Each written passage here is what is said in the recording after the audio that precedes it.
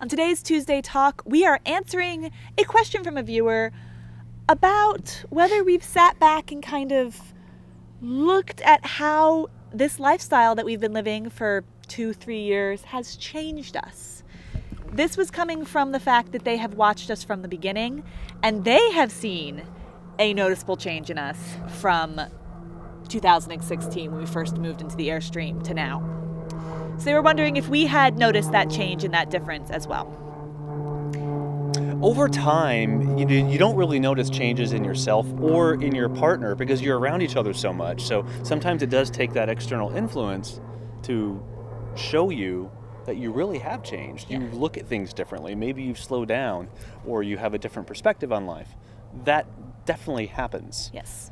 But it took some thought to answer this. It did. So I am definitely more detail-orientated, freak out. I don't know if I'd say type A, but because I don't like competition and I associate type A with competition, but high strung might be a good word. That is definitely more me.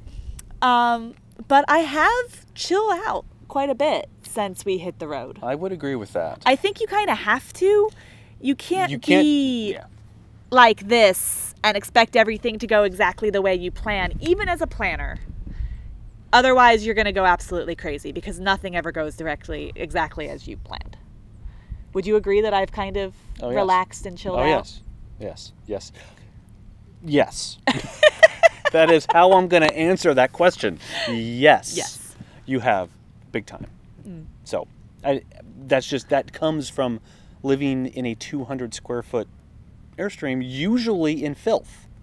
You really can't take yourself or your partner or your lifestyle all that seriously because, I don't know, you just live so much differently. It's not all Instagram worthy as they come. Let's just put it that way. It's definitely not all Instagram worthy. There's a lot of mud and dirt and poop talk, but that comes with a composting toilet.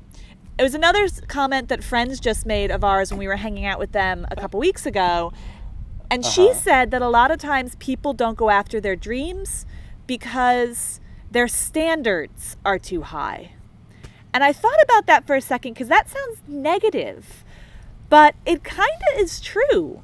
Like, if our standards were such that you needed to have a hot shower every morning and you needed to have your big on office with the L-shaped desk and you needed to have... Hey, there's nothing wrong with that. Well, no, I mean, like, if you needed and, like, decided that this was... Or a washer and dryer. A washer, dryer, constant electricity. Like, a lot of the things that we have given up to live this lifestyle... We have lowered our standards, if you consider it, thinking about it that way. That is what has made this possible. I suppose so. And so, yeah, I guess that's a good way of thinking about it, is that some things that I probably would never have thought I would have done or been okay with is now perfectly normal. And I'm very happy with it because we get to live here instead of in a house. And so it's kind of like there are trade-offs. So I guess perhaps our standards have lowered. And in a good way. When we're in homes now, we turn on the faucet and there's instant hot water. It's like, oh man, this is cool. It does make you more grateful. That you really, exactly. And things more that appreciative. You take for granted before you live this kind of life, you really start to notice now after you start living it. And you have more of an appreciation, I think, for the things that we used to take for granted. I think for me, that's probably the biggest part. Appreciating things that I normally would have just looked over or forgotten or not even realized was there because I just I got used to them. I got used to those things so much, so easily living a more traditional life. And now that I'm not living that traditional life, I notice them a lot more. And that's really cool because you get to appreciate things a lot more that way. And that includes weather. So it's sunny today, and as many of you have known, it's been kind of rainy, dreary as we travel this winter. Texas in the wintertime.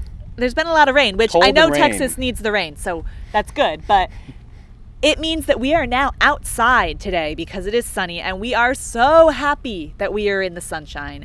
And just like a really cold winter anywhere else in the country, and you get that day of sun, and you just feel so good because you haven't seen it in a while. That's kind of what we're talking about, that like appreciation of the everyday things because you don't always have them. Another thing kind of in line with the appreciation thing is us as a couple and our relationship.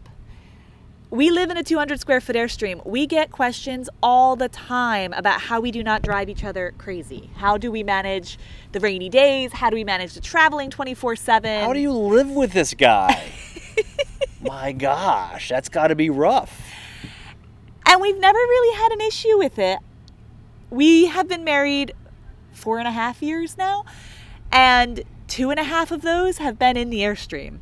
So that may actually mean we've been married close to 10 in like terms of how much together time we've had. And yeah.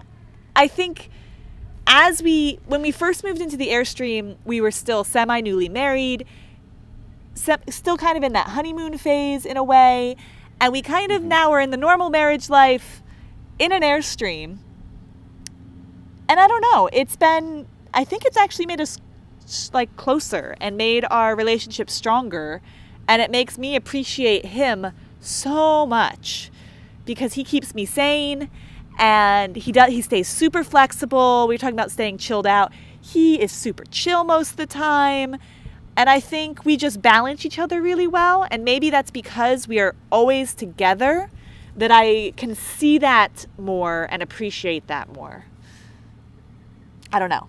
Instead of having us like grow apart by being so close together 24/7, it's actually, I think, gotten us closer over the course of the 2.5 years. Would you?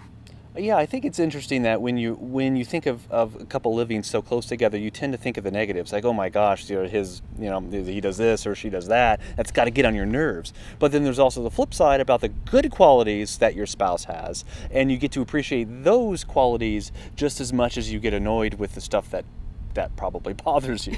So I think there's two sides to that particular coin, and most people focus on the negative side, but we like to focus on the positive. Yeah. So that's always a good thing. Yeah. So I think that's it for today's Tuesday Talk. If you have a question for a future Tuesday Talk about anything under the sun that has to do with us, that sun right there. That sun, the beautiful sun. Right there. Please leave it in the comments below, and we'll get to it in a future video. If you liked this video, give us a thumbs up. Subscribe if you haven't already so you can hear all of these awesome questions and answers in the future. And we will see you next time. That's right. Bye. Bye, guys.